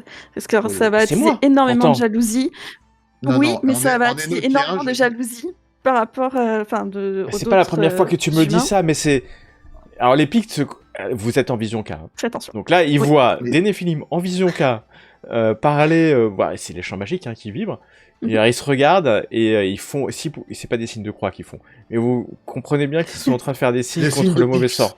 Voilà, des signes de Picte. En énoquien, je regarde Galad et je fais Mordred est le fils de la femme qui a essayé de te tuer. Oui. Galad. Me tuer moi? Oui. Je n'ai pas peur. Je suis Galad, fils de Lancelot. Oui. C'est peut-être pour ça qu'il faut te dire que tu n'es pas forcément invité là-bas. Et tu vois que son épée se recouvre de flammes. Ça, c'est l'influence d'Oréchas, encore. Les flammes ne sont pas d'un élément, elles sont de tous les éléments regroupés. C'est un glaive élémentaire, composé de tous les éléments. C'est pas la première fois qu'il fait ça. Il est plutôt magicien. Hein. C'est un Néphilim, hein. Attention, hein, c'est un Néphilim. Il pratique plutôt la magie. C'est un jeune Néphilim, pas tant que ça, il a 18 ans quand même. Et il s'est entraîné. Je pense que j'aurais... Père, Nayla, Oréchas. Il est le moment pour moi de prouver que je suis l'élu. Et je le prouverai. Vous ne pouvez pas m'enfermer. Qui êtes-vous pour m'enfermer? Il vous regarde, il n'y a pas de peur. Hein. C'est un enfant quand même. Là-dessus, je le regarde, je fais ton père. En fait, je vais juste m'avancer et je vais mettre une main un petit peu, en signe d'apaisement. Le signe un petit peu universel de tout va bien. Et je pense que je lui ai déjà raconté l'histoire de comment il s'appelait le Templier qui était sur le chemin aventureux avec... Il me fait trop penser à lui d'ailleurs. Exactement, c'est pour ça. Voilà, je lui ai raconté en fait cette histoire pour lui dire que en fait, à force qu'il se soit vanté justement d'être le meilleur, et peut-être oui, il avait des qualités, il y a pas de souci, mais qu'il s'était tellement vanté, etc., qu'en fait, il a précipité sa chute tout seul en fait. Enfin, il a... Tu veux parler d'Eringdal, fils d'Eringd, fils de Ericsson? C'est ça. Celui qui a réussi à devenir le meilleur et à supplanter les êtres faits avec qui il était. Oui, mais du coup, il a tellement été arrogant à la fin qu'en fait, il s'est aussi complètement effondré. Et du coup, il avait rejoint le royaume. Ouais, enfin, c'est un peu... Il n'y a que toi qui l'as vu. C'est ce que tu... En tout cas, je lui raconte. Je lui ai déjà raconté cette histoire, etc. Ok, tu l'as raconté plusieurs fois, mais en fait... Juste pour essayer de vraiment lui dire hein. que on ne compte... Je lui dis, on conteste pas que tu es l'élu, et tu vas le prouver. Bien sûr, mais garde en tête vraiment voilà, la prudence, et beaucoup de gens vont essayer de t'empêcher, voilà. Donc... En tout cas, pas moi. J'ai rien contre Mordred, mais contre sa mère, j'ai beaucoup de choses, ouais. En tout cas, Galad fourbit ses armes. Il a pas grand-chose, hein. Il a un sac. Les Pictes attendent de votre décision. Ils peuvent repartir. Enfin, en tout cas, ils ont l'impression qu'ils vont partir au moins avec un jeune chevalier. toute façon, je regarde. Je laisse Je regarde deux. Ouais, je regarde et je vous dis, de toute façon, je pense que je vais y aller juste par curiosité pour savoir. Vous savez, mon amour pour les commérages et tout ça qui se dit. Et j'aimerais savoir qui va à cette fameuse réunion. Moi, je vois là un piège et qui suis-je pour ne pas y tomber les 2 pieds dedans? Je ne peux pas laisser mon fils y aller et encore moins toi, Neyla. C'est gentil. Et toi, Richas? Bon, il va bouder, il va nous suivre. Nous avons toujours besoin de notre gardien. Tu es notre bras armé. Galad, je peux être ton bras armé, Neyla, te dit Galad. Je sais bien, mon enfant, je sais bien. Galad se retourne vers toi, Richard, je t'ai interrompu, mon ami. Viendras-tu avec nous? Non. Ou resteras-tu enfermé Je vais venir, mais je pense que je peu me chaud ce que devient ce monde extérieur. Mais je vais venir avec vous. Ne dis pas Galad ça. Galad vient vers toi et puis t'embrasse, enfin te prend dans tes bras, au sens embrasser, au prendre dans les bras. Merci, mon ami. Avec toi. Je suis sûr que j'arriverai au bout de ma quête. Avec vous, j'arriverai au bout de ma quête. Parce que, depuis que je suis là, et ça fait longtemps, j'ai appris une chose, c'est que nous sommes un tout. Et que les actes des uns rejaillissent sur les autres. Il essaie de sortir 2-3 trucs que Joséphé a pu apprendre, parce que Joséphé est toujours dans le coin. Hein. Il est pas... Ouais. Non, mais ça n'a pas vraiment de sens. En fait, voilà. Galad a passé plus de temps à s'entraîner à l'épée qu'à lire ou qu'à écouter un ange qui lui racontait des choses plus intellectuelles. Enflamme-toi, suis la quête que tu penses devoir suivre et va jusqu'au bout. Il faut brûler, s'enflammer, suivre ses valeurs et n'écouter que son cœur. Il faut être solide, rester sur ses bases et bien contempler et bien prendre son temps avant de prendre une décision fâcheuse et essayer de concilier tous les différends de ce monde. Il faut aussi s'adapter à n'importe quel changement. Donc à la fois être calme, sage, et des fois être effectivement aussi fougueux qu'un temps. Galad a été élevé par 4 éléments sur 5. Oui. Il lui a manqué la lune. Mais son pentacle n'est pas comme le vôtre. Il n'est pas... Il est équilibré. Il est pas... C'est pas un énorme pentacle, hein. Attention, hein, c'est loin de là. Son casse-soleil, par contre, est très puissant. Puisque c'est le même que celui de Lancelot, et il s'est développé avec le temps. Mais et vous vous rendez compte que parfois, il n'a pas besoin de sa magie. Il n'a pas la magie des champs magiques. Il l'utilise nativement. C'est comme Lancelot, en fait. Hein. Alors, Lancelot, il fait plus maintenant, hein, parce que Lancelot a été écrasé, en fait. Donc, Lancelot n'a plus. Et d'ailleurs, Lancelot n'est pas...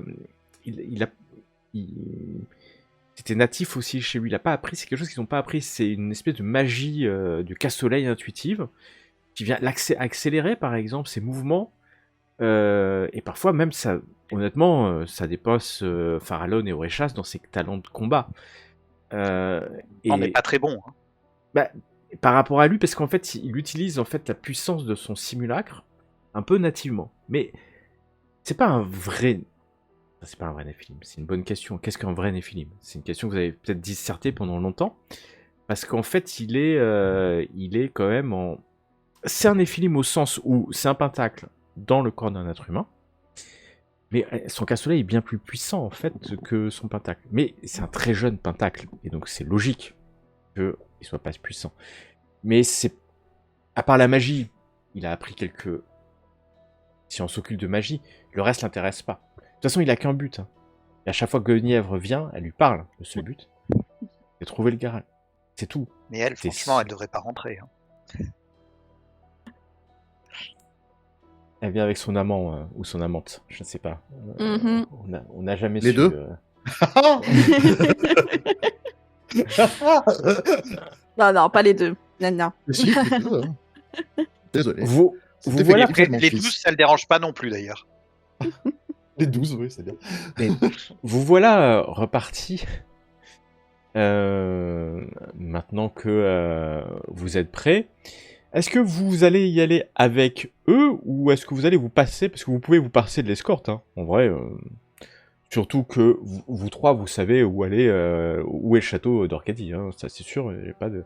Mais voilà, en tout cas vous avez une escorte qui vous y amène si vous le souhaitez. Bah, autant y aller avec eux. Enfin. Très bien. Est-ce que vous pourrez, nous, y aller plus vite en passant par d'autres chemins ou... Non, pas particulièrement. Hein. C'est toujours des longs... on va avec très eux, très longs. Je veux dire, c'est l'occasion d'essayer d'en apprendre plus d'eux sur ce qui se passe réellement et d'essayer de les sonder. Moi, j'aimerais bien savoir effectivement s'ils ont délivré ce discours ou en tout cas, s'ils savent à qui d'autre a été délivré ce message. Bien sûr, vous allez voir vite qu'il y a plusieurs groupes qui sont passés et que vous comprenez, alors vous entendez certainement que ça a été donné à des rois, le roi d'Escavalon par exemple, de Cambrie, des nobles hein, en tout cas, parce que la chevalerie est maintenant très implantée, c'est très féodal, alors là pour le coup c'est féodal, il y a le haut roi, les ducs, tout le monde reporte hein, de toute manière à Arthur Pendragon en son château de Camelot. Château de Camelot qui a triplé de taille hein, depuis 20 ans. Et les armées d'ailleurs ont aussi doublé ou triplé de taille. Donc vous allez vous rendre compte que, a priori, vous serez certainement pas les mêmes. Mais c'est pas sûr que les gens y aillent. Hein, d'accord ? Voilà. Donc vous savez pas en fait, enfin vous savez que il y aura, il y a des gens qui sont allés à Camelot, donc il y aura forcément un envoyé de Camelot. Vous imaginez que il y a des gens qui sont allés à ce qu'on appelle Avalon. Il y aura peut-être quelqu'un d'Avalon. Et après, voilà. C'était pour savoir un petit peu si, effectivement, il appelait toutes les personnes qui pensaient être ne pas les alliés d'Arthur, ou est-ce qu'il y avait quand même, s'il envoyait des gens à Camelot, finalement, il ratisse peut-être un peu large, finalement, et pas simplement dans certains cercles. Il s'est revendiqué d'Arthur hein, dans ce qu'il nous a dit dans son message. Il n'y a aucun message séditieux, malheureusement. Ah non, il y a aucun message. Il a dit qu'il était... Il était féal, hein. C'est le terme. Sinon, je serais parti de suite. Hein. Au galop. Dragon, mais est-ce qu'il peut... Est-ce que... Alors, vous savez qu'aujourd'hui, là, ça fait 20 ans, hein, Arthur, il a la main sur toute la Bretagne. Du nord au sud, de l'est en ouest. Les armées sont présentes, la paix est là. Enfin, c'est pas un dictateur, c'est un roi. Mais il a amené la prospérité, la paix, et il a mis en place une organisation, une administration qui est telle que, en fait, ça fait des années qu'il n'y a pas eu de rébellion. Peut-être qu'il y en a de temps en temps, mais elles sont écrasées immédiatement. Généralement, j'ai envie d'aller les aider. Et généralement, tu as aidé, mais tu n'as même pas le temps d'y aller, parce qu'en fait, Arthur a vraiment pris... Et puis, les années passent, il a nommé des personnes à la table ronde, des gens puissants qui lui doivent tout. Voilà, donc les années passent et mais on sent bien qu'il y a une fin de règne. On sent bien qu'il n'y a pas de successeur. Et donc, qui est après lui ? Personne. Lancelot du Lac a disparu, on ne sait pas trop où il est. Merlin, on le voit très rarement. Le roi Lot d'Orcanie n'est plus. En tout cas, il a été certainement exécuté, ou on ne sait pas. Le culte est moribond.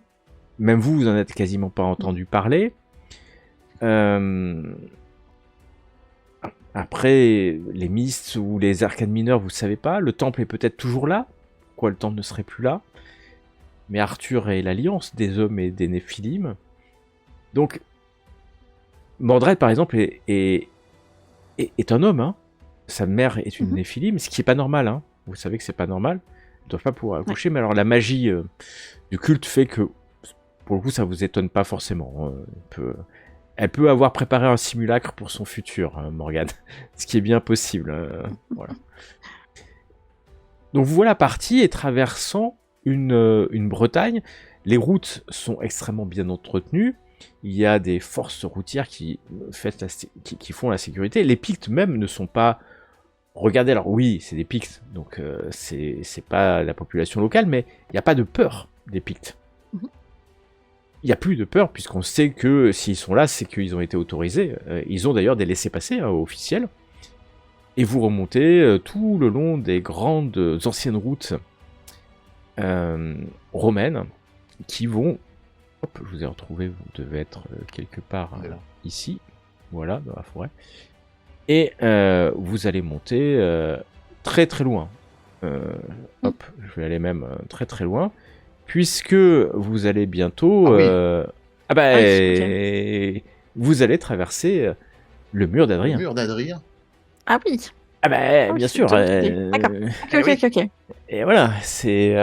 les Pictes, c'est les Pictes. Et donc le mur d'Adrien, qui était la limite, et qui longtemps a été recouvert de troupes, il y a toujours des troupes, mais vous voyez que c'est un peu plus dilettante, il y a moins de militaires, puisque les royaumes du Nord sont maintenant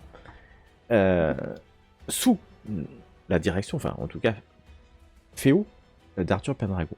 Mais du moment où vous allez traverser le mur, c'est plus exactement la même ambiance, c'est moins civilisé, c'est plus Picte, c'est plus nature.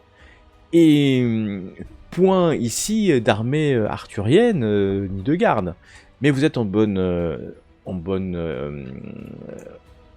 équipe, bon accompagnateur, pardon, je vais y arriver.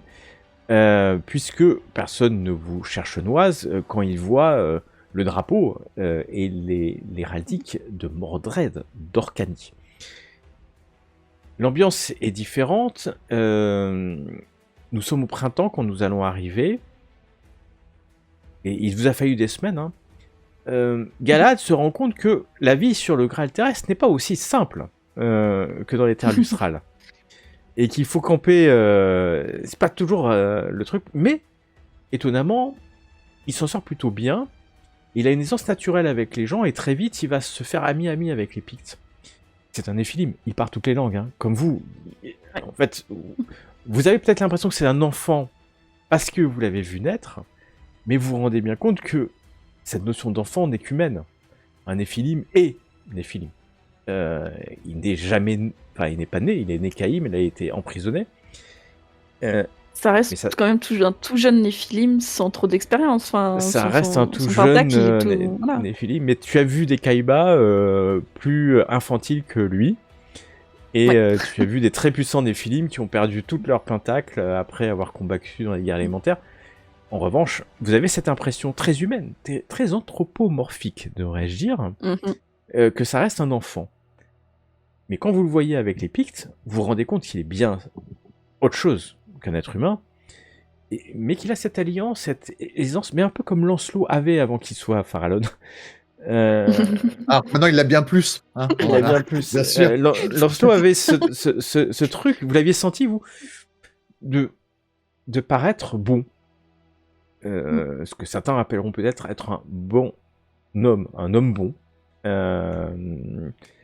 Et lui là, et naturellement, et les gens lui font confiance en fait, parce que Galahad leur parle leur langue, voilà. Et donc c'est en bonne compagnie, comme ça, que vous allez encore faire un long trajet. Et pour arriver au détour d'un chemin, alors que le printemps a avancé, vous voyez les grandes chaînes de montagnes du nord, enfin les grandes, des pics, mais c'est la fin de l'hiver, il y a encore de la neige, devant un château. Vous l'avez déjà vu pour certains, en tout cas, Aurichas, oui vous l'avez tous vu, parce que c'est le château de Walod d'Orcanie, hein, à la base. Et vous le sentez un peu moins entretenu qu'il y a 30 ans, 40 ans. Il y a des soldats qui sont ici, des Orcaniens, c'est sûr. Vous retrouvez quand même la majesté de ces grandes tours qui ont été dressées par le culte, certainement par la force du culte il y a bon nombre d'années, mais aucun drapeau du culte, aucun symbole du culte n'est dressé d'ailleurs sur le château. En revanche, vous allez voir bien entendu le drapeau, l'héraldique d'Orcanie, mais en plus petit, vous allez voir quand même celle aussi d'Arthur Pendragon. Moins visible, un peu moins, mais elle est là. Elle est forcément là, puisque, après tout, vous êtes quand même dans le royaume arthurien. Il y a...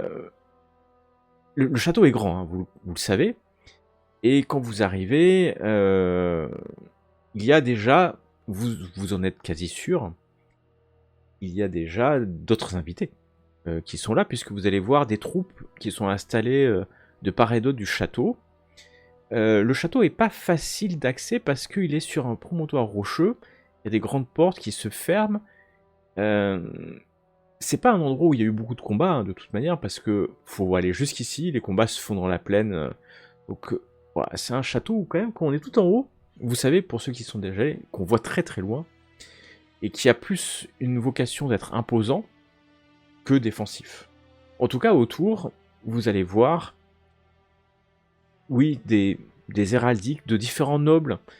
Il y a beaucoup moins que vous auriez pu penser, hein. Il doit y avoir peut-être là une centaine de chevaliers, d'hommes d'armes, d'écuyers, de dames, dans des tentes, hein, qui ont été posées un peu loin, mais assez loin du château en fait, en ce printemps. Et donc, vous savez pas s'il y aura vraiment beaucoup d'invités. En revanche, vous voyez clairement une tente qui porte les symboles de la reine Guenièvre. Là, vous pouvez pas le louper. Et d'ailleurs, vous voyez certains servants, dames de compagnie de la reine, et des gardes d'élite, hein, d'Arthur Pendragon, qui maintenant, depuis qu'il s'est passé un truc, il y a longtemps, elle est bien accompagnée à la fois de Néphilim et d'humains. Il y a des Néphilim, hein, là, d'ailleurs, qui vous saluent. Un truc certains... avec Morgane. Exactement. Voilà. Oui, c'est vrai. Donc je sais pas à quel moment elle s'est dit que c'était une bonne idée de venir, mais bon. Bon. Voilà. Tu sais pas. Mais Morgane, point de Morgane, hein. Le roi actuel d'Orcanie est Mordred. Où est Morgane? C'est sa mère quand même. On peut le dire. A priori, elle serait pas là. Il l'a dit dans sa missive, hein, qu'il s'était éloigné d'elle aussi, donc. Oui, elle est une heure de sainteté. A priori. En tout cas, c'est ce qu'il a écrit dans sa missive de Verbal. Et voilà que on vous installe à l'extérieur. Hein. Vous pensiez peut-être avoir des chambres à l'intérieur, mais c'est pas le cas. Et une tente, enfin voilà, ça fait longtemps que vous voyagez, donc on vous installe quand même confortablement. Et vous êtes invité à la soirée. D'ailleurs, un chambellan du château vient vous parler. Vous étiez les derniers invités, on attendait... que vous et un autre haut personnage qui devrait arriver incessamment sous peu, avant de commencer, Mordred vous invite à son dîner de... il cherche le mot, à son dîner. D'accord. D'accueil, peut-être. Ah, certainement. Bien, nous ferons une joie de venir ripailler à sa table. Alors, le chambellan te regarde, une joie... Oui, ça c'est une joie pour nous aussi. Et au moment où il se retourne, tu vois qu'il a des traces, on l'a fouetté certainement sur le haut du corps, le chambellan, et il rentre dans son château, quoi. Et d'ailleurs, les gardes, hein, les Orcadiens, hein, ils sourient pas. Hein. Vos accompagnateurs, depuis qu'ils sont arrivés là, ça fait à peu près 2 jours, vous les voyez beaucoup plus... Voilà, ils sont beaucoup plus sérieux, ça rigole moins, ça regarde un peu à droite et à gauche, quoi.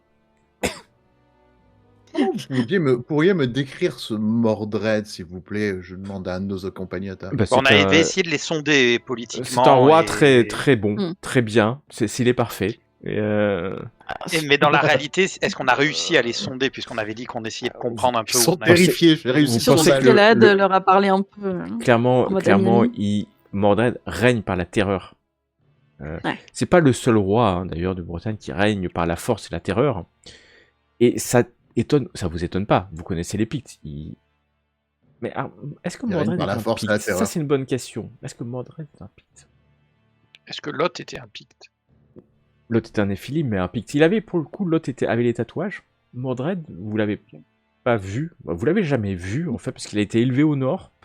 Il doit avoir un peu plus vieux que Galahad. Un peu plus vieux. Il est né... la légende dit qu'il est né pas très longtemps après cette fête-là de Beltane. Un an après... Oh Oh, j'étais là. Quelque chose comme ça.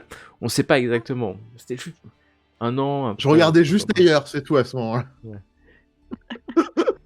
Et donc vous rentrez dans ce château, les pierres noires. C'est pas la première fois que vous rentrez, donc vous connaissez le château, papa. Et on vous amène normalement vers la salle de banquet. La porte s'ouvre. Et vous voyez des personnes qui sont là. Il y en a qui viennent du château peut-être directement. Directement, vous allez voir quelqu'un que vous connaissez qui va peut-être vous faire un sourire en tout cas, si ce n'est de connivence, de reconnaissance. Nimue est là. Je sais pas ce qui vient. Mais il y a quelqu'un d'autre, un certain Gauvin est là. Adopté de la force. Hein. C'est étrange parce que vous l'aviez rencontré il y a bien longtemps, lors du conclave, d'ailleurs. Il y a quelqu'un que vous connaissez aussi très bien, puisque la reine est assise sur un trône. On lui a mis un trône. Elle a l'air sérieuse. Vous sentez sa puissance. Guenièvre, avec l'âge, c'est pas l'âge d'ailleurs, peut-être après avoir réalisé son grand œuvre, a pris encore plus de pouvoir. La reine Guenièvre est l'égale d'Arthur Pendragon. S'il n'était ces rumeurs qu'elle ne peut pas donner de descendance et en plus qu'elle serait infidèle. Mais est-ce qu'être infidèle est un crime pour les filles? Après, si finalement Farland dans le corps de Lancelot va vers Nimue, ça peut dissiper les soupçons pour le coup. Vous le savez déjà. Il y a donc la force représentée, Nimue, et vous ne voyez pas de culte, mais c'est bizarre, il y a des chaises pour vous. On vous appelle, mais Galahad n'est pas appelé. Galahad ne s'offusque pas, il va rester... il fait signe à Guenièvre, ils se connaissent bien. Et quelques minutes après, si vous asseyez, bien sûr, la porte s'ouvre. Des personnes rentrent. Gauvin se lève, sort son épée. Non! La suite, la prochaine fois.